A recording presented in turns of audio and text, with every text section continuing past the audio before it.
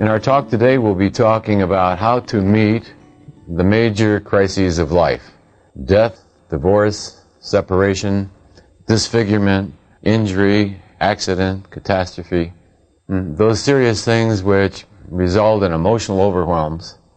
What techniques can we utilize to handle these experiences? And in doing that, we'll be referring, as we have in these other talks, to a map of consciousness which gives us a point of reference and allows us a greater understanding of what we'll be talking about today. And in this map, you'll see it's a mathematical model. Within the box, this represents the human ego, the self with a small self, our various levels of consciousness. And they're named according to common human experience: guilt and apathy and grief and fear, desire, anger, pride, courage, willingness, acceptance, love, joy.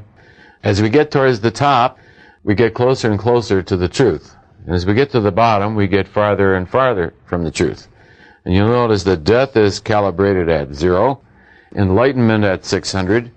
And so these numbers indicate the relative energies, the power of these energy fields. So that apathy is, for instance, half as powerful as fear. Fear has half the energy of courage. And neutral has half the energy of love, and so on. So that we can get a feeling for the relative power of these different positions. They're really coming out of points of view.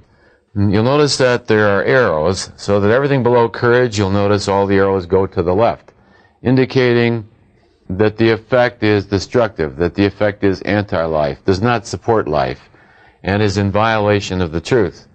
When we pass above the level of truth, which is courage, we'll notice that the needle swings to the middle.